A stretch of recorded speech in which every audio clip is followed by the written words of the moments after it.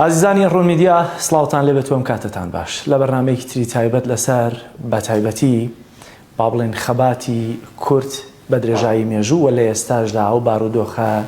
تایبەتەی کە حەزبەکانی ڕۆژهەڵاتی کوردستانی تێکەوتووە بەدەست ڕێکەوتنە ئەمنیەکانی نێوان عێراق و ئێرانەوە بە تایبەتی وە ڕۆڵی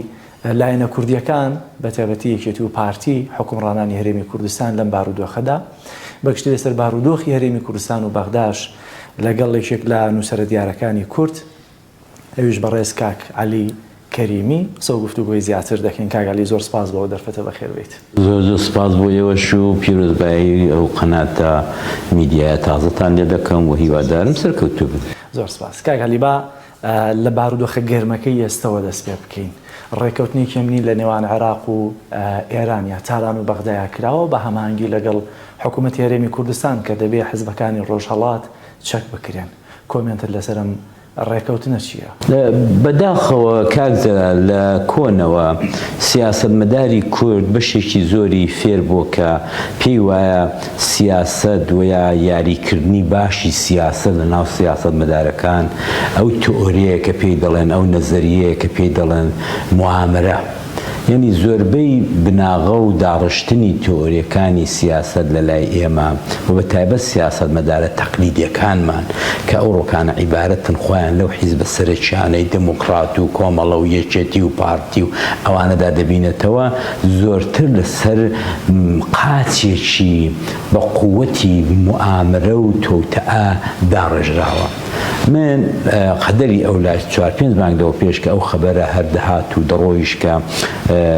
خەبەرێک هەیە کە دەبێت هێزەکانی ئۆپۆزیسیۆنی پارچەکانی تری کوردستان نەک تەنیایی ئێرانی کوردستانی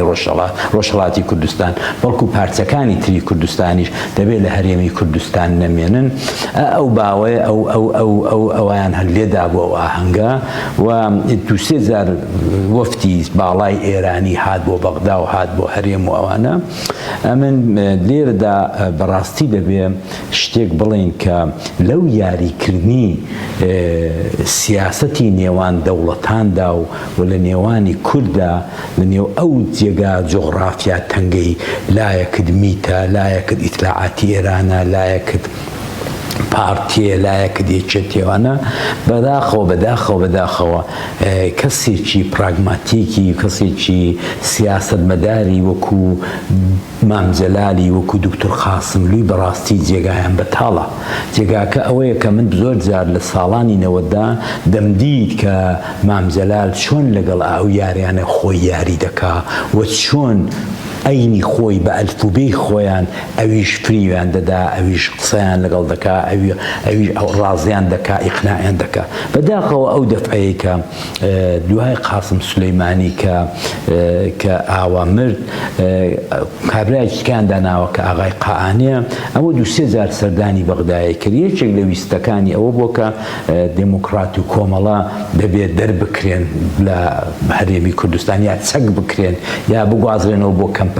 زۆرە ملیەکانی جنوبی عێراقێ کە بەڕێی من ئەوە دەکرا لەلایەن سەرکردایەتی کوردەوە مەعاملەی زۆر خاوێنتر و باشتر و نیشتیمانیتر و نەتەوەییتری لەگەڵ بکرێت. سەرکردایەتی کورد وەکو کێوکێ ئەو ڕۆکانە بمانەوێ نەمانەوێت کاکزەلا بە هەموو میلەتیش بزانێ ئەوەی کە ئەو ڕۆکانە لەغاوی جوڵانەوە و مەسەلەی کورتی نەڵم جوڵانەوە کێشەی کورد بەدەستێتی لە هەرێمی کوردستان کە هەرێمی کوردستان بۆتە چەقی هەموو ڕووداوەکان و بۆتە هەموو مەوزوعێکی 4 پارچەی کوردستان بمانوێ نەمانوێ بنەماڵەی بارزانی پارتیژ نییە. بە لەوەیدا چاک بینەران و خۆشتان لە من حاڵی بن. من کە دەڵم پارتی مەبەستم ڕێک بنەماڵەی بارزانیە. بنەماڵەی بارزانی عیبارەتن زۆر بە شەفافی خودی شخصی مەسعود بارزانی، کوڕەکانی و ئەو جارەکانە برازاکانی ئەلەوەی زیاتر نێوڕۆکان ئەوڕە بەداخەوە کە بەدماوەی 40-50 ساڵان باڵانسێک لە باشووری کوردستان ڕاگیرابوو بەهۆی بەقووەتبوون و بەهۆی تەوازونی دەستەڵات لە نێوانی یەکێتی و پارتی. بەداخەوە ئەو بەرەی کە پێیان دەکوت یەکێتی ئەو بەرەی کە پێمان دەکوتن پشت و پەنای و پارچەکانی تری کوردستان بووە ئەو قسەی لە خۆران ناکەم و ئەوە ئەسڵەن بە معنای دیفاعیش نییە بەڵام بمانەوێ نەمانەوێ ئەمن بۆ خۆم لە باشووری کوردستان بووم لە ساڵی 92ەوە پێشتریش ئەوەی کە کوردی ئێران و کوردی تورکیای حاواندۆتەوە بەرەی سەوز بووە ئەو بەرەیە بۆ کە پێی دەڵێن سلەیمانی جا ئایا ئەوە لە پیاوەتی یەکێتی بۆ یا لە پیاوەتی خودی شاری سلەیمانیە کە زۆرتر بە شۆڕژگێر و بە ڕۆشنبیر و ئەوە مەشهورە ئایا ئەوە فەخر و شانازەکە بەڕێی من دەگەڕێتەوە بۆ ئەوەی کە ناوچەیەکی ئاوایە کە سەروەرێ بۆ یەکێتی کە دە و ناوچەیەدا لەدایک بوت نەک ئەوەی کە بەعەکسەوە ئەم پێم وابێ کە دەبوو یاریێکی باشتر بکرێ لەگەڵ ئێرانیش و لەگەڵ تورکیاش یەکێتی توانێم جارش ئەو باوەشە گەرمە بێ بۆ با بڵێن لێ قەوماوانی ڕۆژهەڵاتی کوردستان ئەمن ئەوەی کە دەیبینم یەکێتی ئەمن نامهێ باوەشێکی گەرم بێ بۆ هاوشارەکانم لە ڕۆژهەڵات دەمەوێت باوەشێکی گەرم بێ بۆ وڵاتەکەی خۆی دەمەوێت باوەشێکی گەرم بێ بۆ مەعاشخۆرەکانی کاکە ئێستا ئەیوە ڕاستە ئێمە لێمان قەوماوە باشووری ڕۆژهەڵاتی کوردستان لێ قەوماوە باکووری کوردستان لێ قەوماوە بەڵام لەمە لێ قەوماوتر خودی خەڵکی باشوورە کاتێک کە کادرێکی باڵای پارتی یا محافظێکە تۆ بزانە خە محافظ لە دوای خوا و پێغەمبەرە محافظ دێتە سەر عەرزدی محافظێک دێتە سەر تەلەڤیزیۆنی بەیانی زوز و تەسریح دەدا کە کاکە ئێمە شۆڕشمان بۆ مەعاژ نەکردو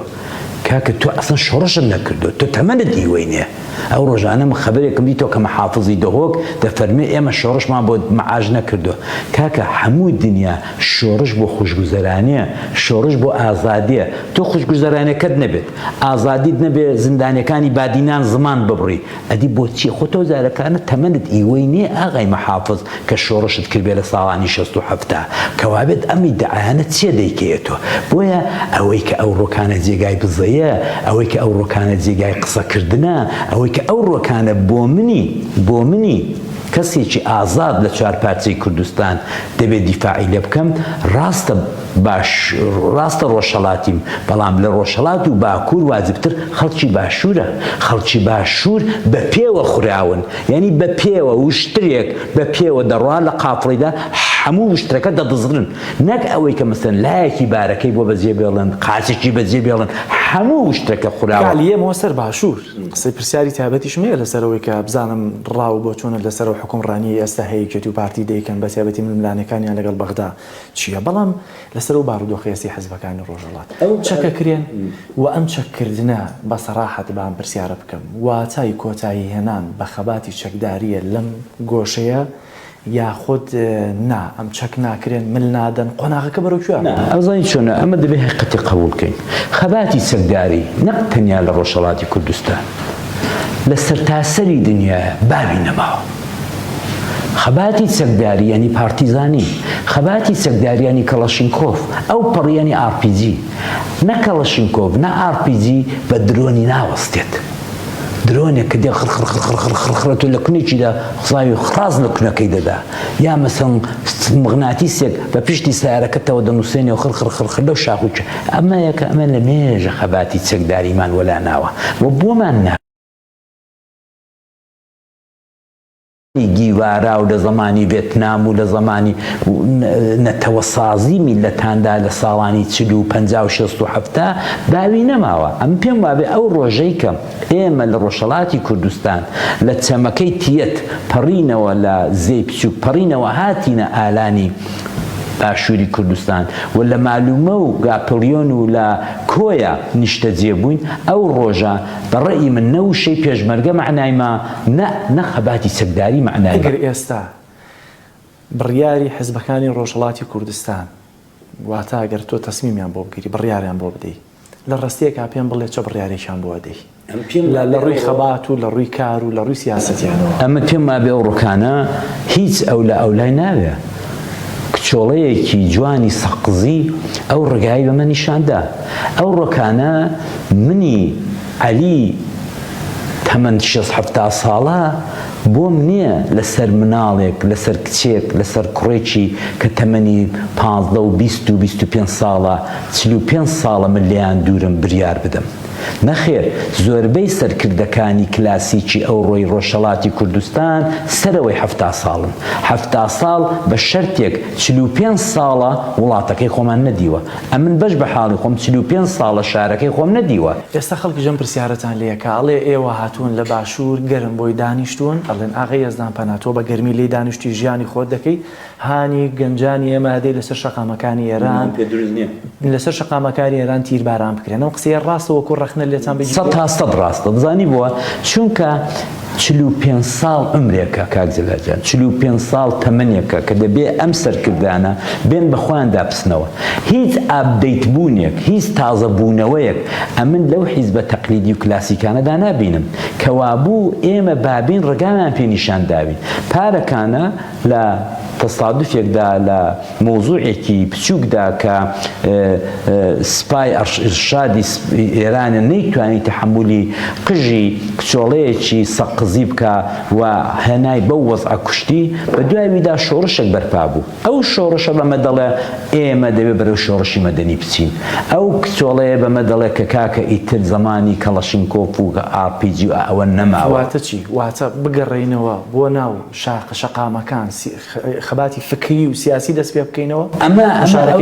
ئەو مناقشەی ناوێ، ئەو مناقشەی ناوێ. ئێمە لە توولی 12 مانگی بە درێژایی 12 مانگی ڕابردوو دیتمان بە چاوی خۆمان ئەو خەباتەی کە کچۆڵە 16-17 ساڵەکان لە تاران و لە تەورێز و لە سنە و سەقز دەیکەن، هیچ قودرەتێک، هیچ دەسەڵاتێکی پارتیزانی پێشمەرگایەتی نایگاتێ. دەزانین کە دەستکەوتەکان چەند زۆرن لەو 12 مانگەیدا. دەزانین کە چۆن بە ئەمری واقع ئەو چارشێوەی ئەو حیجابەی کە حیسیەت و ئابڕوو و شەڕەفی مەلاکان و ئاخوندەکانی ئێرانێ بوو لەژێر پێدرا. ئێستا کوونێ بە هەزاران بە هەزار کچ چارشێویان فڕداوە، بە ئازادی دێن لەسەر جاددا، سەمایە دەکەن. هەر ئەو جۆرەی کە گەنجێکی ئوسترالیایی، گەنجێکی بریتانیایی، گەنجێکی لۆس ئانجلێسی خۆی ڕەفتار دەکات، جل دەپۆشێ، ئەوانیش ئاوا دێنە سەر جادەکانی تارانێ. کەوابێت ئەو خەباتەیوان لە ماوەی ساڵێکدا ئەگە بێنین بە دەستکەوت لەگەڵ ئەو خەباتەی کە ئەمن کردومە، زەمین و ئاسمانی فەرقە. بۆیە ئەمن دەڵێم کاکە ئەو کاتێک کە ئێمە ئەو ڕێگایەمان لە پێشە با بچین پشتیوانی کچ و کوڕە گەنجەکانمان بین. ئەو کچ و کوڕانەی کە ئێمە 45 ساڵە بەجێمان هێشتون، ئەوان هیچیان لەدایک نەبوون. کە لێستا کە ئێران دەیەوێت پەلاماریان بدات لە بری هەڕەشەکردن و لە بری چارەنووسێکی نادیار بگەڕێنەوە بۆ ئێران، داوای ئاشتەوایی بکەن و بۆ ڕۆنەوە خەباتی سیاسی. کوردی باشووریش ڕەنگە ڕاست بکە، ڕوونگە دەڵێزەکە کە مشتاری بوو بە من دێنی. ئەگە بەڕاستی خەباوتێکی گەرمی چەکداری لە ڕۆژهەڵاتی کوردستان هەیە و دەتوانی بیکەی و ئەوانە بۆ ناتوان بچن بە گریلاکانی پەکەکەی بڵێن. چونکە ئەو خەباتی کە ئەمە دەڵێن بەڕێگاوەیە هەیە، ئەوان دەیکەن. بەڵام ئایا ئێمە ئەوەی دەکەین؟ ئایا ئێمە هەموو ڕۆژێ مەفرەزە دەکەین بۆ شاعرەکان؟ ئایا هەموو ڕۆژێ ئێمە ناوچەیەک ڕزگار دەکەین؟ ئایا مەدەنێ و خاکی خۆماندا گوندێکمان هەیە کە تێیدا بحاوینەوە؟ کەوابێت باشووری کوردستان ڕەنگە حەقی بێ بڵێ کاکە جا خۆگار خەباتەکە ناکەن، بۆ ناچن خەباتی مەدەنیەکە بکەن لە ناو شارەکانی تاران و تەورێز و ساڵاغ و سنە و کرماشان. ئەم پێما بێت دەوەیدا منتقێک هەیەکە ئێمە دەبێت لەگەڵ میلەتی خۆمان سەرڕاست بین. بەڵێ ڕاستە بە درێژایی 45 ساڵ ئێمە بەرگریەکی جانانەمان کردووە، بەرگریەکی دلێرانەمان کردووە لە حیسیەت و شەرەف و ناموسی خۆمان، لە قەلاچۆکردنی دێهاتەکانمان، لە چی. بەڵام دەستکەوتمان کەم بووە، کەس ناتوانێت لەوەیدا مناقشە بکە. ئێمە بە قیمەتی بەرامبەر ئەو خێن و قوربانی و سجن و شتە داومانە دەستکەوتەکانمان زۆر کەمترە. بەڵام دەمەقابل ئەوەیدا کە ژینا ژیانی خۆی بەخت کرد لە پێناوی ئازادی و قژڕوتکردندا، لەو 12 مانگەیدا وەرن دەستکەوتەکان حساب دەکەین. دەستکەوتەکانمان گەلێک زیاترە لەو دەستکەوتی 40 ساڵەی کە پێشمەرگە کردوێتی. بۆیە ئەم پێم وابێ ئەو ڕۆکانە بەبێ مجاملە بین بگەڕێنەوە، هیچ عیبیش نیە، دەورە گۆڕاوە. باش بگەڕێنەوە. قسەیەک هەیە ڕاستە، دەوترێ قسەیەک لەگەڵ ئێرانیەکان ناکراوە، خەڵکێکی نێوەندگیر کردوێتی لەوەی کاکە وەرن پێکەوە ئاشتەوایی بکرێن و بە ئامانش بگەڕێنەوە ناو شار و وڵاتی خۆیان، ئەو کاتە خەباتی سیاسی بکەن. ئێران لەم ڕێگەیەدا و هیچ قسەیەک لەسەر ئەمە کراوە زۆریش کراوە ڕەحمەتی مامدەلات چەند جاری حەولدا جەماعەتی دیکە حەولیاندا لە نەروێج و ئەوانە کاکە جمهوری ئیسلامی حیثیەتی دەوەیدایە ئەگەر ئەو بێت یەک دانە پاشەکشە بکە یەک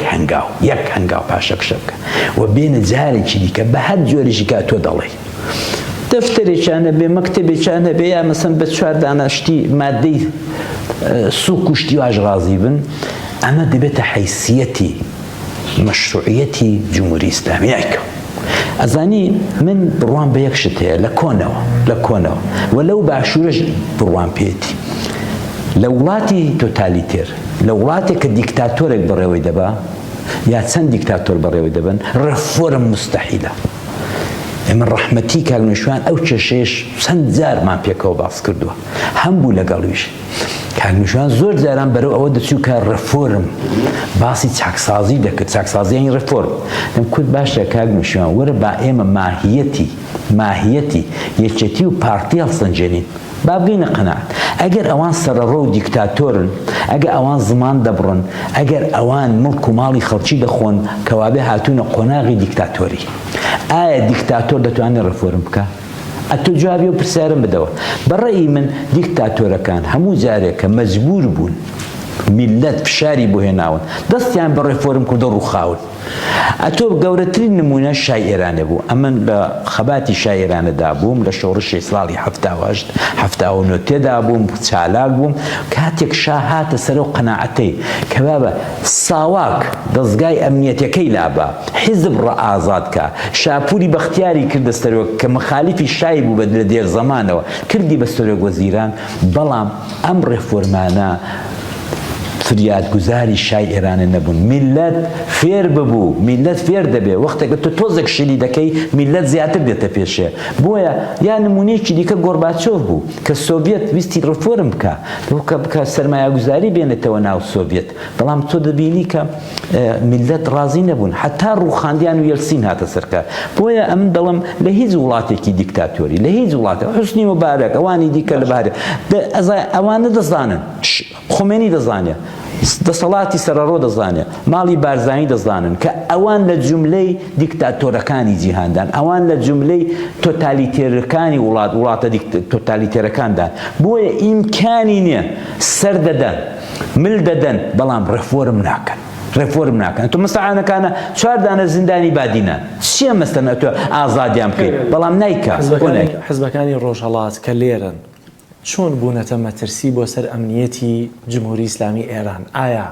وەکو ئەو با بڵێن تاکتیکەی یا وەکو ئەو پارتیزانی کە دەیکەن دەچنە ناو شارەکانی ئێرانەوە ئەوەیە یاخود نا بوونەتە بەشێک لە جێبەجێکردنی ئەجندای وڵاتانی بیانی ئەجندای با بڵێن حزبە تەنانەت سیاسیەکانی هەرێمی کوردستان بۆ نمونە ڕۆشنبیرێک مەسواد بخاڵە قسەیەکی کرد لە هەر لە بەرنامەیەکی ڕوونمیدیە بۆویتی چه پێویست دەکا پارتی دێ حسێن یەزدان پەنا دەباتە بەرەی شەڕەوە بۆ داعش لە کاتێکە خۆی 400 و ئەوەندە هێزی سەربازی هەیە ینی ئایا ئەمانە لێرە تەرەفداریان کردووە یاخود پارتیزانیەکانیان چالاکیە پارتیزانیەکانیان بووەتە مەترسی بۆ سەر جمهوری ئیسلامیە بەشی زۆری ئەوانەی کە کاک مەسعود فەرموویەتی ئەمە من لەگەڵ ئەوانە نیم بەڕاستی بەشێکی زۆری ئەوە بۆ کە شەڕێک بنی شەڕی داعش ڕووی دەڕ باشوور کوردستان کردووە ئەو هێزانە ڕۆژهەڵاتیش کە چەند ساڵم بۆ خۆم هێزێکی 150 کەسیم کۆ کردەوە چوون بەرەوبەرەی کەرکووک و دووبز و گوندی مەلا عەبدوڵڵا ئەوانە ئەمە ویستێکی خۆڕازیکردن بوو کە ویستێک بووە کە شتێک بووە تاکتیکێک بووە کە ئەمە بتوانین دایکی نیشتمان لە خۆمان ڕازی بکەین نیشتمانەکەمان بەشێک لە نیشتمانەکە خەریکی شەڕ و بەزمێکی گەورەیە بە نێوی داعش بۆ ئێمەش مەسەن کە لێرە دەخۆین و دەنوین و بە کەیف و خۆمان دێگوزرێنین و ئاسایشێکی ئەمنیشماوە دەستکەوتووە بۆ ئێمە بەشداری نەبین بۆ ئێمە دیفاع لە هاو نیشتمانەکانمان نەکەن بۆ ئێمە چەشنی کۆمەڵی ژێکا نیشتیمانەکە بە یەک نیشتیمان نەزانین ئەمە ڕەنگە ئەوە بێت بەڵام ئەوەی کە بەشی زۆری ئێران ئەوەی دەزانێت ئێران زۆر باش ئەوەی دەزانێت کە ئێمە ئەو چالاکی و خەتەرەمان نییە لەسەری بەڵام زۆر جاران ئێران حیزبەکانی کورد ڕۆژهەڵاتی کوردستان بەکاردێنێ بۆ مەسرەفی داخلی وەختێک لە داخلدا خەڵک توینێ خەڵک برسێ خەڵک مەعاشینێ خەڵک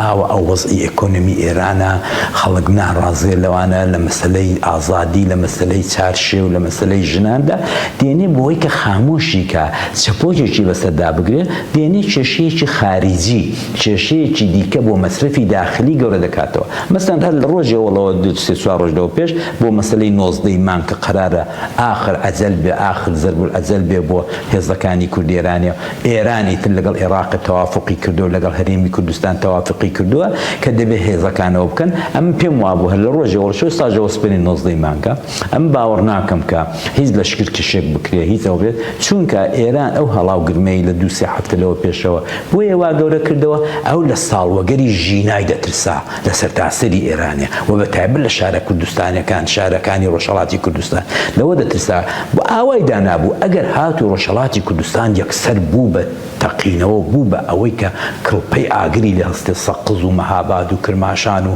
شارەکانی دیکە ئێرانێ ئەوە دەست بەجێ ئەو لێرە بە بیانووی دموکرات و کۆمەڵەیەوە لەشکر کشێک دەکاو و دەیکاتە خۆراکی مەصرفی داخلی کە بابە ئێوە چ دەکەن میلەت ئێرانیەوە دەتانەوە ئێرانەوە تەجزیە دەبێ ئێرانەوە لەت دەبێەوە تاوە شەڕمان هەیە لە دەرەوەی سنوورەکان شەڕمان هەیە جا بۆیە ئێرانیش بە تووڕەیە بەوە یعنی تەعەسسوبێکی زۆری ناسیۆنالیستی هەیە لەسەرەوەی کە خاکەکەی لەت نەبێت و شەڕی خارجی نەبێت بۆیە کە دەگەڕێتەوە ناو خۆیان هەمویان توندن لەسەر مەلایەن بەڵام کە دەگەڕێتەوە دەرێوەکو نمونەی شەڕی ئێرانی و عێراقێ لە هەشتاکاندا ئەو هەموو خەڵکی ڕۆشنبیر و ئەو هەموو خەڵکی چەپ و خەڵکی ئەلمانی شتیوە پێشوازیان لە شەڕی ئێرانی و عێراقێ کرد و وەچوون بۆ جیبهەکانیش گالی پرسیارێک ئەگەر سبەینێ ڕاپەڕینێک لە شارە کوردیەکان سەری هەڵدا ئایا ئەوانەی کە ئێستا ئۆپۆزیسیۆنی دەسەڵاتی ئێرانن توانای بەڕێوەبردننی ڕۆژهەڵاتی کوردستانیان هەیە چونکە ئەمە کۆمنتی بەشێک لە هاوڵاتیانی ئێمەیە ئەڵێ ئێوەش سبەینێ کوردستان بگرنە دەست وەکو یەکێتی و پارتی دەکرێت ڕاستەکە کاکەوە تەجروبەیەکی ئەوەندە خراپتانە داوە وەکوەوەی کە دەڵێ ئەوەی کە مار پێوەی داوە لە حەبلی ڕەشی سپیش دەترسێت ئێمەشتان وا لێ کردووە ئێستا 45 ساڵە هاوڕێی یەکێتی و پارتین دەبێ ئایا ئەگەر هەر ئەوانە بن هەمان کاسە و هەمان ئاش بن ئەوە ڕاست دەکەن خەڵکەکە ئەوە خەڵکەکە ڕاست دەکەن باشە گەر سبێنێ شۆڕشێک کرا لەو دی و کێ ئەوە خۆ دوێنە پێرێ بوو بۆ سپەینە دوێنە پێرێ لە زەرجۆزی برادرانی من لە زەرجۆز لە نێوان دوو کۆمەڵیان دوو پێشمەرگەی جوان وەکو ئەو کوڕانە گەنج شەهید نەبوون کەوابێت خەڵکەکە حەقێتی بەڵام ئەمن ئومێدی ئەوە دەکەم ئەو نەسلەی ئەو نەوەیەی کە ئێمە 45 ساڵ لەوەی پێش بەجێمانێشتووە هەمویان ژینان هەمویان ئەوانن چووکە تۆ سەیریکەم ساڵی 79 کە شۆڕشی ئێران بووە زۆربەی ئەو سەرکردانە لە تەمەنی مندا 22 ساڵ و 23 ساڵ بوون ئەم ڕۆکانە ئەوان حەقن ئەو ڕۆکانە ئەو نەوەیەش هەر 22 ساڵ شۆڕشێکیش بکرێت دەبێت خۆیان دەسەڵاتەکە ببەڕێەوە نەک چاوەڕی حیزبەکان ناژبێ ڕێگامان بدەن ئەم لێرەوە لەو کامێرای تۆ پێیان دەڵم ئەگەر بەیانی دوو بەیانی ئازادیەک بوو لە سەیران بەندەوە لە باشماغەوە لە حاجۆمەرانەوە ئێمە خۆمان بە ناو شارەکاندا کرد لە پێشدا چەکمان بکەن چونکە یەکتری دەکوژین ئێمە فێر بووین لە پارتی و یەکێتی هەر دەست بەجێ لەسەر گوندێک یەکتری دەکوژین کە دوێنێ بێرە لەسەر خاچێک کە خاچی جەمال ئاغای خەڵکی ئاغای زەرجۆزە لەسەر ئەو خاکەی ئێمە شەڕمان کرد و پێشمەرگەمان لە یەکتری کوشت بۆیە نا ئیجازەمان پێ نەدەن دەبێ من هیوادارم کە کەسانێکی چالاک بێن لەناو جەرگی شۆڕشەکە بێنە دەرێ و بتوانن بە کۆمیتە بێ بە شوڕا بێ بە هەر شتێکی بێت ڕەهبەرێک دروستکەن کە ئیجازە بە ئێمە نەدەن کە بەچەکەوە بچینە ژوورێ بە ئیجازە بەمە نەدەن بڵێن کاکە ورن بەخێر بێن ئاغای دموکرات کاچی کۆمەڵە کاچی عەلی کەریمی ورن بەخێر بێن ئۆفیستان دەوێ بەسەر چاو جانتاتان دەوێ دیپلۆماسی بەسەر چاو ورن دانیشن ئۆفیسێک بگرن بەڵام میلیشیا لەگەڵ خۆتان بهێننەوە ئەوەی کە غەزەبە بۆ میلەتی کورد و ئێستا لە باشووریش ئەینی شت هەموو دەقیقەیەک هەموو بەیانیەک چاوەڕێم دوو هێزی 1970 لێچاندا ئەها کارە سات قەوما وەک ساڵی 92 لە قەڵاتزێ ئەگەر میلیشیا نەبێت ئەگەر ئەوەی کە ئەمریکا پێمان دەڵێ بەو هەموو خراپی خۆیەوە ئەمریکا بەو هەموو خراپی خۆیەوە بەو هەموو نامرۆڤایەتی خۆیەوە چەند ساڵە فشارمان لێ دەکات دەڵێ پارەتان نادەمێ ئەگەر هێزەکە مقڕەکان تا بزانە ئەوان بڕوایان بەوەی هەیە کە مەد بێ هێزێکی نیشتیمانیمانە بێ کەچی یەکێتی پارتی بڕوایان بەو هێز نیشتیمانی لێ ئەگە هێزی نیشتیمانی دروست نەبێت هەموو لەحزەیەک نەتەنیا لە بینی دوو هێزی مخالفی وەکوێچێتی و پارتی یا دموکراتی و کۆمەڵە لە نێو براکانیشدا لە نێو ئامۆزاکانیشدا ئەوە تاوە دەبین دو سێ ساڵە مەگەر ڕووداوەکان ڕوودەدا بۆ چونکە هەمومان میلیشیامان هەیە. باشە کاکالی با دوایین پرسیارم لەسەر حیزبەکانی ڕۆژهەڵات و کەیسەدا بخین دوایە چینە سەر بابەتی ناوخۆی هەرێمی کوردستان. ئێستا وادەی دیاریکراوی نێوان بەغدا و تاران بەرەو کۆتایی دەڕوا. ئایا حیزبەکانی ڕۆژهەڵاتی کوردستان چەکیان داناوە ئێستا و چەند کاتژمێرێکی ماوە؟ خۆیان دڵێن ئێمە وەرن بۆ مقڕەکانمان و من چوشم جارێ ئەوەی دموکرات هەر لە مێژە بە موشکەکانی پارەکانە هەمووی ڕووخاوە ئاوە کۆمێت هیچ نەماوە. ئەوی دیکەشی کاکە ئێمە بۆ ماوەی 45 ساڵ وەکو هاو نیشتیمانی یەکتر تێکەڵیەکی ژینمان یەکتر خواستەوە پێکەوە تێکەڵ بووی بە دەیان ڕۆژنامەنووسی وەک تۆ خەڵکی ڕۆژهەڵات لەو دەستگایانەی هەولێر و سلێمانی کار دەکەن ڕەفیقان هەیە دۆستیان هەیە خزمیان هەیە ئەوە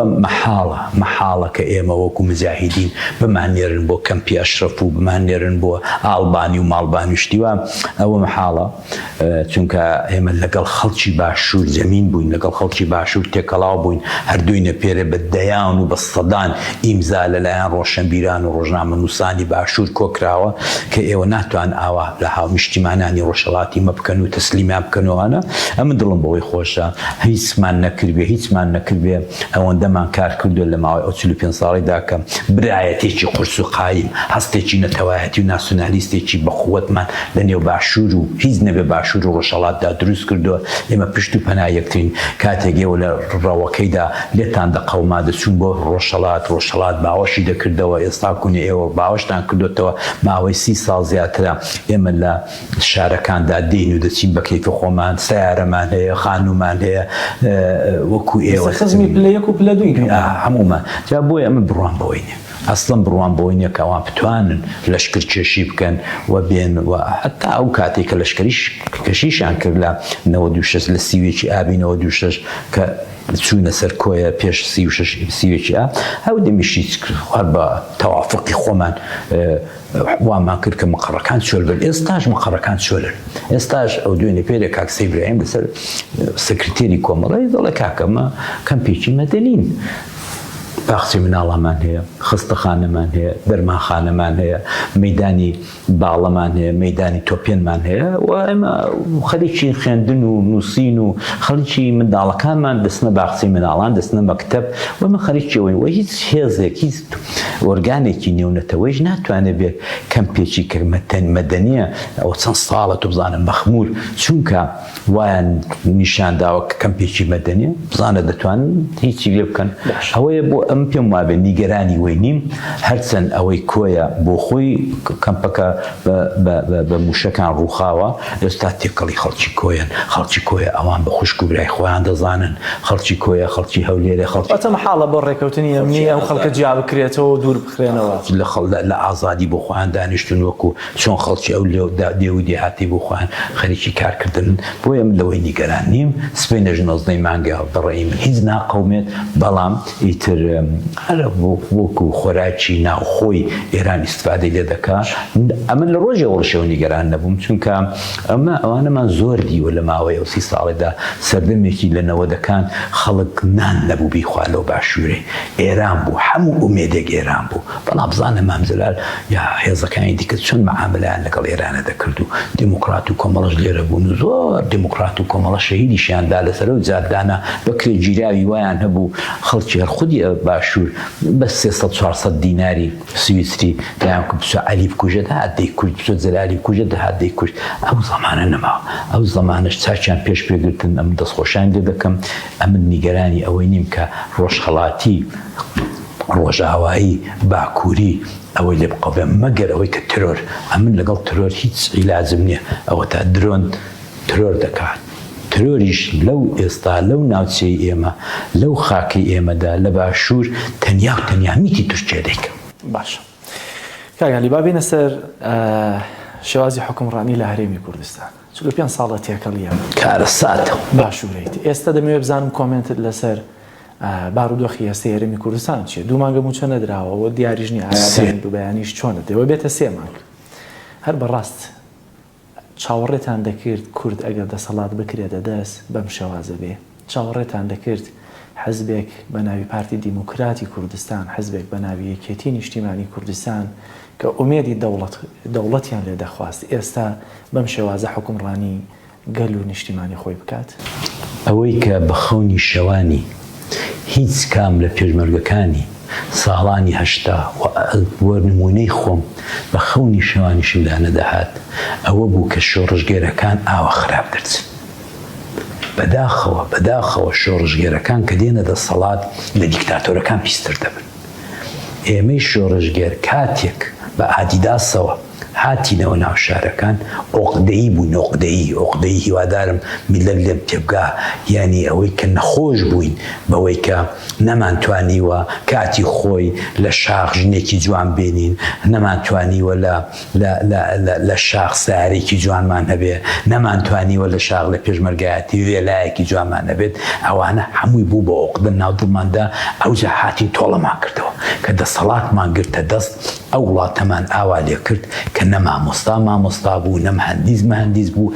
هەموو دەور و بەر هەموو ئۆرگانەکان کۆنە شۆڕژگەرێکی لەسەر بوو. ئەو کۆنە شۆڕژگەرە نەخۆش بوو. ئەو وڵاتەمان دروست کرد کە ئێستا وێرانە، ئەو وڵاتەمان دروست کرد کە ئێستا کوێ بۆمان چا نابێتەوە. ئەمن بڕوان بە چاوگبوونەوە نییە لە وڵاتە، ئەمن بڕوان بە ڕووخانە، ئەم بڕوان بەوەیە کە ئەو جیلە تازەیی کە نە ئاگای لە تڕ و منەتی کۆنە شۆڕژگێرەکانە، نە ئاگای لەوەیە کە پێشمەرگە بۆ یا پێشمەرگە دەبوو کاکە گوناحینە تەمەنی ئەوە نەبوو کە پێشمەرگە بێت. ئەو ڕۆکانە ئەو ئەسە سەدامی نەدیوە، ئەمنی نەدیوە، ئیستیخباراتی نەدیوە. چه گوناحێکی هەیە کە بێ ناز و نووزی منی کۆنە شۆڕژگەر بکێشێت؟ چه گوناحێکی کردووە کە بێت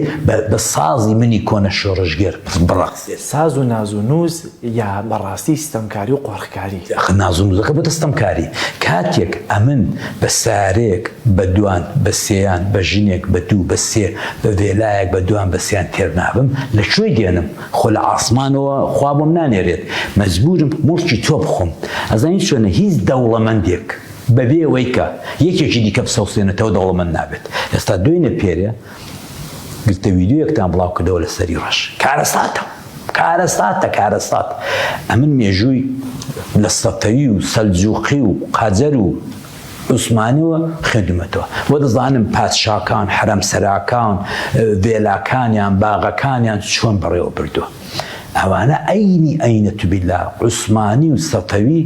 مەداحیان لە دەوروبەری خۆیان کۆ کردوێتەوە. مەداح تۆ مەسەلەن فیلمێک ئەوەی کە خۆتان بەڵێتان کە سری ڕەش بڵاو بۆتەوە لەسەر ئەمیرزادەیەکی قەتەری. کارەساتە. ئەمن کابرایەکی بریتانیایی بم، کابرایەکی ئەمریکایی بم، کابرایەکی فەڕەنسایی بم، ئەوەندەش دڵم بۆ ئێوە ناسووتێ، ئەوەندەش. چونکە دەبینم کە مڵک و ماڵی ئەو خەڵک باشە چۆن دەبێ ئێمە وەکو سەرکردەی میلەتێک نەزانین ئەولەویەت چییە. ئێستا تۆ خاوەنی ئەو کۆمپانیایی پارەیەکت دەستکەوت، دەفتەرێکت دەستکەوت، بتەوێ نەتەوێت لە پێشدا ئیسانی ئاخڵ دێ دەڵێ ئەولەویەتی من چییە؟ ئەولەویەتی من ئەوەیە کە من هەموو ڕۆژە مقابلەی دەکەم کامێرام نییە، دەزی کامێرایەک دەکڕی. ئەولەویەتی من ئەوەیە کە کاکە کاغەز و قەڵەمم نییە بۆ میوانەکان، دەچم کاغەز و قەڵەم دەکڕم. ئەولەویەتی من ئەوەیە کە کورسیەکەم نییە، دەچم کورسیەک دەکڕم. ئەولەویەتی تۆ ئەوە نییە ئەو ڕۆکانە بۆ هاتوچۆی خۆت بچی مەرسەدسێک بکڕی، بچی دەرعێک بکڕی. نا، ئەولەویەت ئەوەی کە ئێمە لە وڵاتە نایزانین. ئەولەویەتی من ئەوە نییە کاک مەسعود، کاک مەسروش، ئەولەویەتی تۆ ئەوە نییە ئەو ڕۆکانە کە میلەت 3 مانگە مەعاشی وەرنەگرتووە پسی ئەسپی 10 میلیۆنی لە مەغریب و لاوانە بۆ کوڕەکەت بکڕی. ئەولەویەتی تۆ ئەوە نییە کە جامعەیەک تەنیا بۆ عایلەی خۆت دابنێ. ئەمە لەو ڕۆژانە لە تەخەڕوجی کولیەی دەهۆکم لە تەلەڤیزیۆنی چاو لێ دەکرد. 1 بارزانی، 2 بارزانی، 3 بارزانی، تا 12ی ڕۆی هەر قوڕان و کچانی بارزانی بوو. یعنی چۆن ئەتۆ جامعە دەی بۆ منداڵە فەقیرەکانی گەرمیان و هەڵەبجەی شەهید و بۆ ئەوانە دابنێ یا بۆ عایلەی خۆت؟ خۆ عایلەی خۆت ڕگای ئەوروپایشان هەیە و لە ئەوروپایش ناخێنن، لە دەهۆکیش ناخێنن. جا ئەتۆ بە زۆری داهاکەی ڕقم 1 و 2 و 3 دەرچووی دەرەجەی دەرچووی زانکۆی. ئەمە عەیبە، ئەمە زۆر عەیبە. ئەمە دایکی نیشتیمان لێت خۆش نابێت، ئەمە دروست ئەو چەتەگەریە دەگەێنێکە لەسەر جادە چەتە ڕوتم دەکا ئەو ڕوتکردنە دوونەوە ڕوتکردنێکەوەیە کە چەتەکە تۆزێک ڕەحمی هەیە دڵە کاکە لێ گەڕن لە عەقەل جۆ درێژەکەی بەر بە پێیان با بڕاتەوە ماڵێ بە پێیان نەڕاتەوە ماڵێ ئیوایە کاکە جۆ درێژەکەشم دەبا پێڵاوەکانیشم دەبێ جلو بەرگەکەشم دەبا کاکە ئەمە ڕەحمیان نەماوە تاڵانیەکە تاڵانی ڕوت ئەوەی ئەو ڕۆکانە دەڵێ لە کوردستان پارە نیە بۆ مەعاش ئەوەی کە ئەو ڕۆکانە دێ دەڵێ لە کوردستان پارە نیە بۆ قیرە تاوکردنی جادەکان ئەوەی کە ئەو ڕۆکانە دێ دەڵێ کاکە پارە نیە بۆ تونێلی دەربەندی خان کە هەموو ڕۆژێ وەکو گسکی کارەبا لاشەمان قوت دەدا درۆیە دەکا با بێتە سەر ئەو مێزە دابنیشێ بزانی ئەو پارە و پولەی لە ماوەی ساڵی 92ەکەوە لە برایم خەلیل و حاجی عومەران و داشماغ و پەروێزخان و هەمووی ئەوانەوە جا ئەو جارەکانە وەرن کاکە ئەوەی بۆ چێ وەرن باو ئێوارەی بچین بۆم ڕێگای سەیسایەق و عەربەت و داشماغ کاکە بۆریەکە نەماوە بەڵام بۆری هەیە ئەستور تانکەرە بۆتە تانکەر بە دوای یەکدا کەوابێت ئێوە دەفرۆشن عێراقیش بە هاوڕتان پێ ناکە باشە ئەو ڕۆکانە تەواوی دنیا هەر ئەو ژوورەی تۆ ئەو دەستگای تۆ هەموو وڵات کامێرایە دەتوانی بزانی کاکە ئەو کاربەندانە چ دەکەن چ ناکەن ئەی قابلە ئەوانە ساتلایتێکی وایان نەبێ کە شەو و ڕۆژ نیگەهبانی تۆ بکەن بۆیە دەستنە بەغدایە وەفد بە دوای وەفددا باوەڕ و پێ ناکەن کاکە کورد و کرمانجی عەرەبی بەغدایە دڵنیایە یەقینە کە ئێمە دزین ینی خەتای هەرێمی کوردستانە لەو بینێ کاکە دزین ئەگە دزنین تەوەرە ئەگە تۆ پاچی چل بۆ لە مەحاسەبە دەترسی بۆ لە ئەوە دەترسی وەرە شیرفانەکان دانی بڵام چی باشە سەری ڕەش دەوڵەتە دەوڵەتی سەلجوقیە دەوڵەتی سەفەویە وەڵڵا ئەوان جەوایان نەکردو ئەوانش غەڵەتی وایان نەکردو ئەوەی کە تۆ دەیبینی ئەوەی کە میوانێکی ئەجنەبی بە کامێرای خۆی پێمان نیشان دەدا کاکە من 10 میلیۆنی بۆ چییە؟ هەرە کاکە دەرعێک دوو دەرع جی کلاسێک دوو جی کلاس دە جی کلاس بۆ چیتانە؟ بۆ منداڵە بەدبەختەی گەرمیان بۆ منداڵە بەدبەختەی هەڵەبجەی حەزی لە جی کلاس نییە؟ کوربا بەو حەزی لە جی کلاس نییە حەزی لە برازیلێکە دەلێ گەڕەبا هەی بێت ئەو میلەتە فەقیر نییە کاکترە ئەو میلەتە فەقیر نییە ئەو میلەتە دزی گەورەی هەیە ئەو میلەتە ئەو دزانە گرتووانە قڕقڕچکیان گرتووە کورە کاکە بیبڕە قۆڵەکەی ببڕە بەڵام ئەلێرە ڕابیبرە مەمکەکەشی پێوە مەبە کاکە ئەمە ناژی مەگەرە ئەلێ ڕابردت ئەوە تا دەمکوژی ئەوە تا کاکە خەڵک نەخۆشە وەڵڵاهی کاک جەلال لە ماوەی ئەو 12 ڕۆژێدا کە هاتوومەوە ئەگە بڵم 12 گەنج هاتوونە ماڵە پاڕاونەوە مامۆستا چۆن دەرباز بووم مامۆستا چۆن بڕۆم لە وڵاتی ئەو وڵاتە هیچ ئایندێکی نییە ئەو وڵاتەی باوەڕم پێ بکە یعنی ئەمن دڵم دەمێت لەسەرمە بپرسم ئەوەندەی کە خوێندوتەوە وە لە دنیای دەرەوەش لە ئەوروپا ژیاوی و دەزانی و دەبینی ئەم وڵاتی ئێمە بۆچی بووەتە دوو توێژێکی کەمینە با بڵێن لە سەتادەیەکی زۆر هایلاف دەژین 90 زۆرینەیەکیش لەو خوارەوە لە قڕیدان نیانە سێری لایەکی شارەکەی یەکە نیشتەجێبووەکان بە ملیۆن دۆلاریان تیا سەرفەکرێەوە چێ بە ئاسمانە لە خواریشەوە خەڵک پارچەیەک زەوی دەست ناکەوێ ئەم هەموو یەکە نیشتەجێبووانە ئەم هەموو پرۆژانە یەکجار جوانە یەکجارێ ئەم ڕۆژانە بەحسێکی تەواو هەبوو لەسەرەوەی کە هەر ئەو تیۆرەی کە بڵام مارکسی ڕەحمەتی بڕوای بڕەحمەت شتی ئەوان نەبوو بەڵام کە یەکێک لە کۆڵەکەکانی سەرەکی تیۆریەکانێتی وەکو توێژ لە کۆمەلگا وەکو کۆمەڵناسێک وەکو ئێکۆنۆمی ناسێک چونکە مارکس ئەو سفەتانەی هەبوو هەم کۆمەڵناس بوو هەم بەڕاستی مامۆستای ئێکۆنۆمی و ئیقتصاد بوو ئەویش ئەوەیە کە ڕوح و مۆتۆری هەر کۆمەلگایەکی بەشەری توێژی وردە بڕژوایە ئەو توێژەیەکە ئێستا لە بریتانیا لە سوید لە ئاڵمان لە فەڕەنسەی 80-90 کۆمەلگاکە دروست دەکەن ئەو توێژە چێ مامۆستایە مەهەندیسە دوکتورە کارمەندە لە هەموو ئەو کارمەندانە هەمووی ئەو دوکاندارە ئەو توێژە کۆمەلگا دەژێنێ دیوتە دڵ چۆن خوێندنێرە بۆ هەمووی لە سەرەوە تا بەری پێ ئەم توێژە ئەو پۆمپەیە کە خوێن بە دەمارەکاندا دەگەیەنێتە کۆمەلگایەک و کۆمەلگایەک زیندوو ڕادەگرێ، کۆمەلگایەک پێشکەوتوو ڕادەگرێ، کۆمەلگایەک شۆڕژگەر ڕادەگرێ. ئەو توێژە بەداخەوە ئەو دوو بنەماڵەیە لە کوردستان نانێشت. قسەکەی جەنابە زۆر دروستە و ئەوە خەتەری گەورەیە. ئەوی دیکە ڕۆژتا چوار ڕۆژنامە نووسەکان قسەی لێ دەکەن و مەعاشات نەهاتوانە، ئەمن ئەسڵ غەمی وەم نییە. غەمی وەمە ئەو توێژەی کە مناڵ پەروەردە دەکە، ئەو توێژەی کە مناڵ زەریبە دەدا بە حکوومەت، ئەو توێژەی کە کۆمەلگا لەسەری دروست دەبێت، توێژی وردە بڕژوا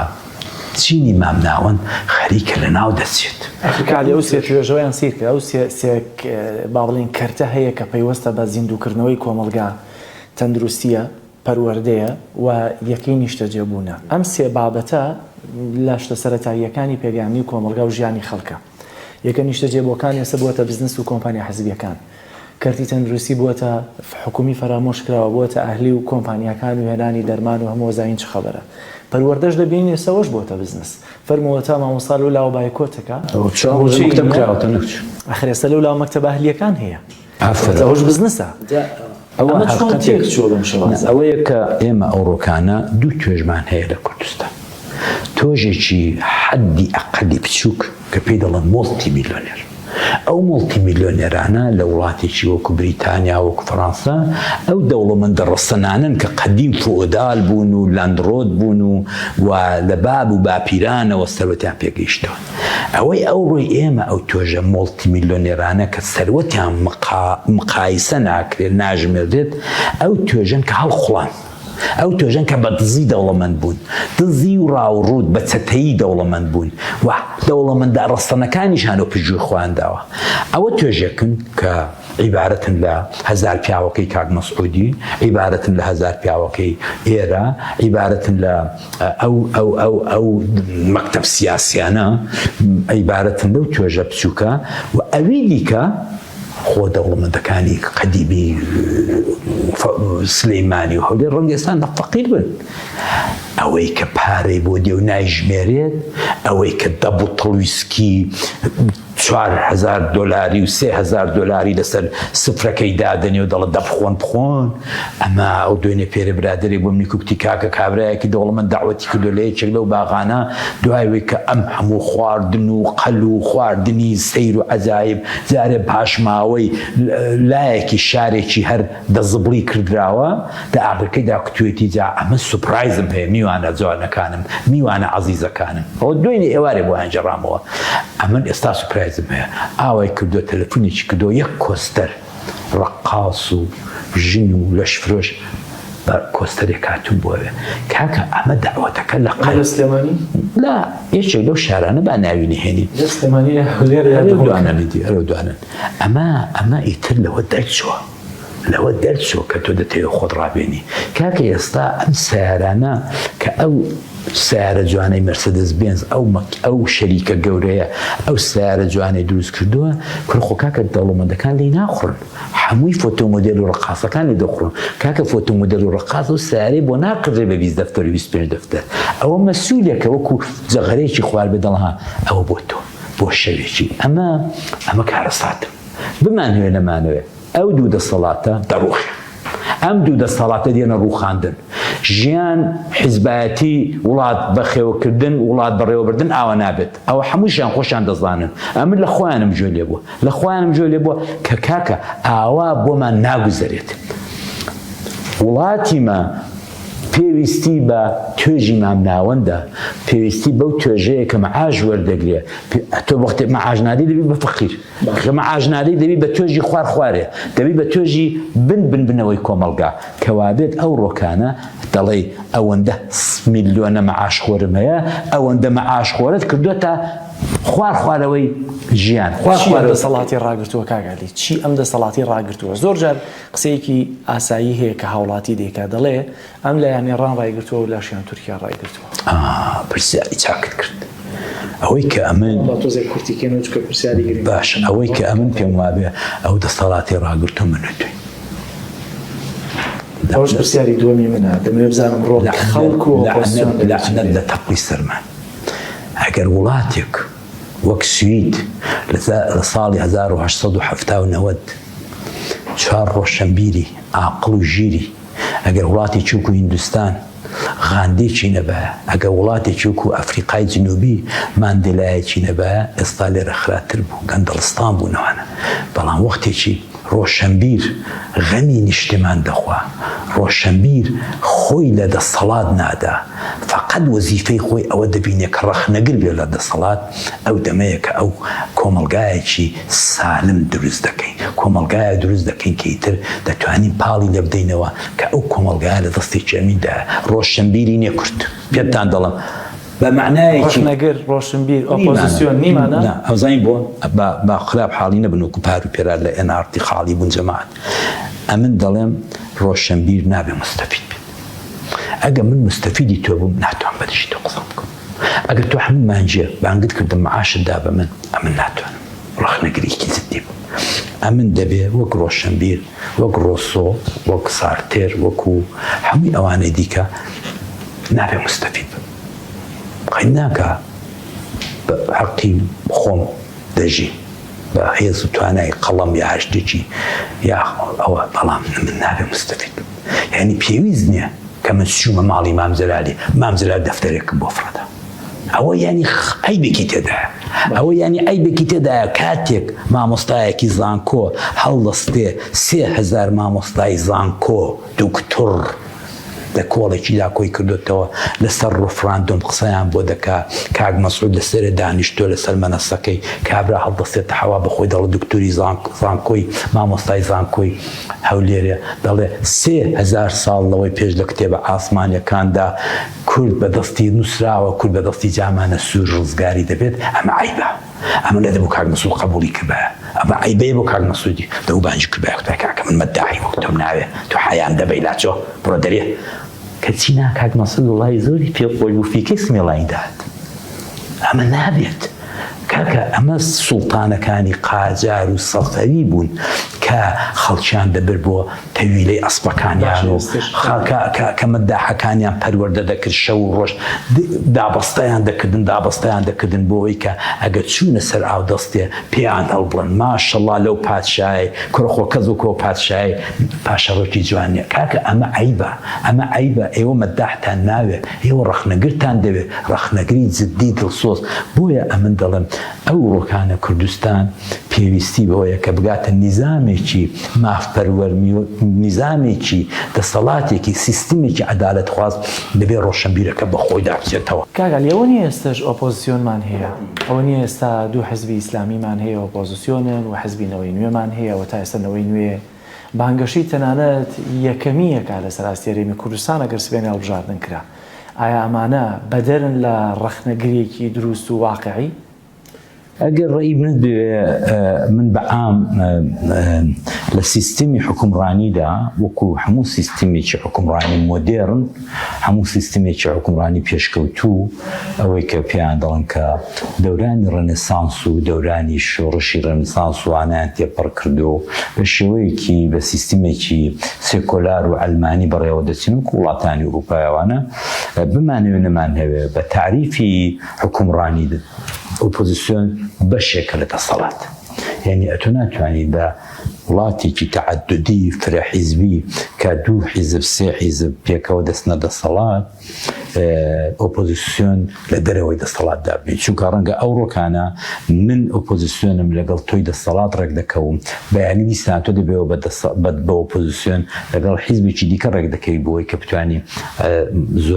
زۆرینە بەدەست بێنی و حکم بکەیت کەوابێ هەمووی ئەو پاکێجە هەمووی ئەو پاکێجە پێی دەڵێن دەسەڵات. بۆیە بەڵام بەداخەوە لە وڵاتی ئێمە کە ئۆپۆزیسیۆن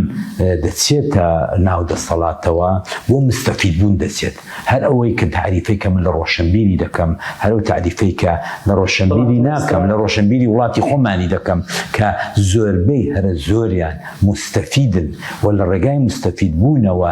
دیفاع لە دەسەڵاتێکی مافیایی، دیفاع لە دەسەڵاتێکی دڵ تاڵانچی دەکەن. من ئەوانم پێ ئۆپۆزیسیۆن. ئەگەر ئیسلامیەکان ئەگەر گۆڕان بزوتنەوەی گۆڕان چوو بنە دەسەڵاتەوە خۆنەوەی نوێ نەچووە ئەوە تا سەرۆکەکەی دەڵێ جارێکیش ئێمە تاقی بکەن و خۆ تاقی نەکراوینە. ئەوە پرسیارێکی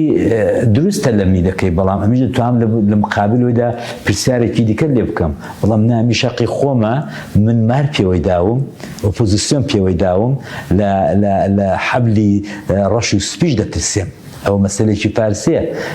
دەڵێ مارێک گەزیدە ئەزریسمانە سیا و سفیر میتەرسەت، یعنی ئەوەی کە ماری پێوەیدا لە هەموو حەبلێک دەترسێت. بەس دووبارە پەنێکی کوردیشمانەیە ئەڵێ تۆ بە شیر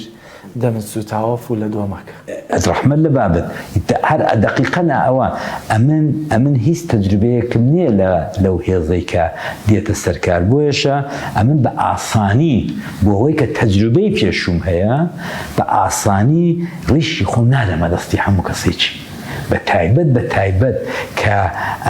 بە قەولی فارسی دەڵێت جا ئۆفتادە و پڕ لە ئەزمون و پڕ لە ئەوە نەبێت. بۆیە ئەمن لەگەڵ ئانارشیزم نیم بەڕاستی، ئەم ئانارشیزمەی کە ئەوڕۆکانە لایەکی دنیای داگرتووە، نوعێک لە پۆپۆلیزمی بە دوای خۆیدا دێنێ، نوعێک لەو پۆپۆلیزمە کە دێنی بەبێ ئەوەی کە بنەمای بەحسەکانت، بنەمای ئەو قسانەی لەسەر تەلەڤیزیۆن دەیکەی بنەمایەکی واقعی، ڕیشەیی، عیلمی، ئیقتصادی، سیاسی هەبێت، بەڵ تەنیا و تەنیا قسەی سایق تاکسی و ئاڕەبانەچی و خەڵکی سەربازار و ئەوانە دەکەیەوە. بۆ پێت وایە نەوەی نوێ پۆپۆلیزمیە؟ دڵنیایی بدەڵام ئێمەش کە گۆڕامووی سەردەمی خۆی ئێمەش پۆپۆلیز بووین. ئەو پۆپۆلیزمەیە کە فەقەت 4 ڕۆژی دەوام کرد، 4 ڕۆژی دەوام کرد، چونکە تۆ دەبێت بەرنامەت هەبێت، دەبێ قاسم لە عەرز بێت. ئەم پێم وابێ ئێستا باشووری کوردستان، نەتەوەی کورد ئێستا کوێ نەگەیشتوتە ئەو ڕادەیە کە ئێمە بین بە دڵ و بەجانەوە بڵێن وەڵا ئەمەوە هێزێکی ئۆپۆزیسیۆنمان هەیە با پشتی پێ بەستین. ئۆپۆزیسیۆن نابێت لە دەسەڵات نزیک بێت، ئۆپۆزیسیۆن بەشێکە لە دەسەڵات، بەڵام ئۆپۆزیسیۆنی واقعی بۆ ئەو ڕۆ دەبێت شۆڕژگێر بێت، دەبێت بە ئەدەبیاتێک بێتە پێشێکە کە میلەت بتوانێت سیقەی پێ هەبێت. من پێم وابێ زۆربەی میلەت متمانەی بە هیچ نەماوە، زۆربەی میلەت لە ناعیلاجیان لەوەی کە ئەوە یەکێتی وە، ئەوە پارتی وە، ئەوە گۆڕان وە، ئەوە یەکگرتووە، ئەوە کۆمەڵەوە، بابزانین ئەوەی بە تاقیکەینەوە، بابزانم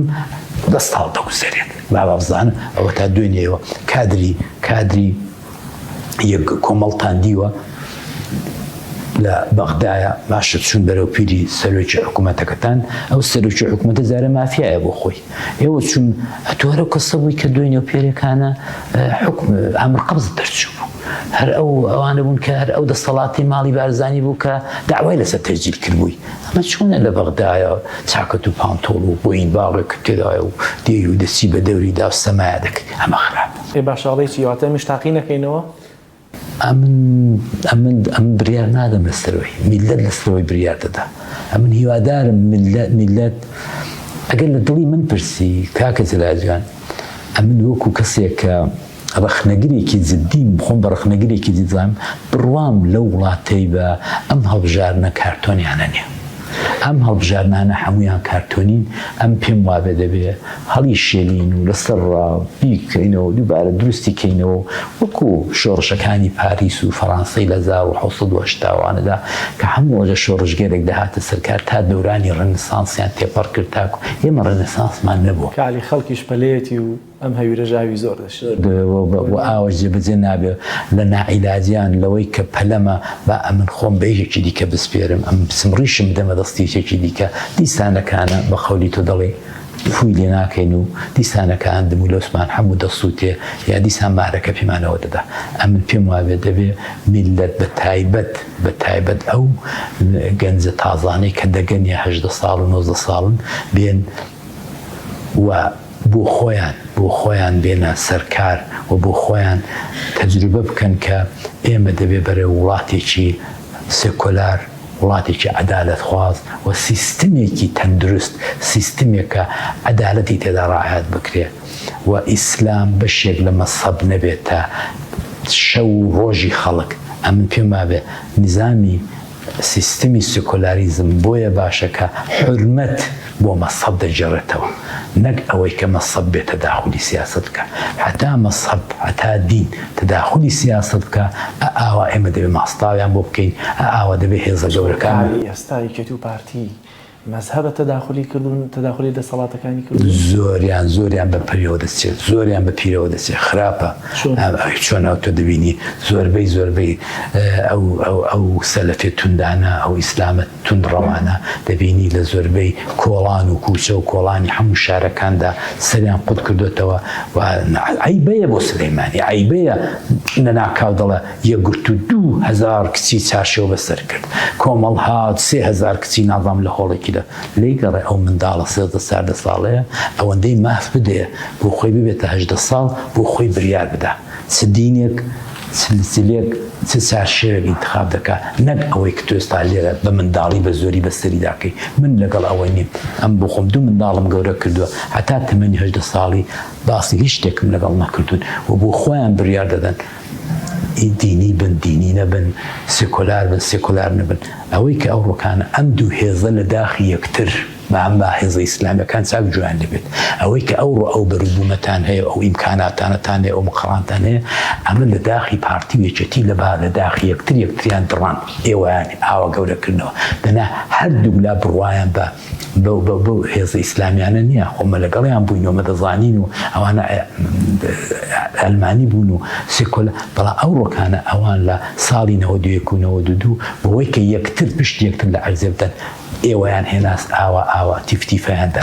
نا باوەڕ بەوەی مەکەن بڕۆن کاری ئەساسی خۆتان بکەن ئەگە بڕواتان بەوەیە بڕۆنەوە ماڵێ بەهۆی کە دینەکە حرمەتی بمێنێت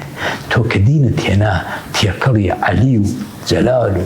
مەسعود و مام جەلال و نۆشیرەوان و ئەوەت کرد دینەکەت سوب کردووە دین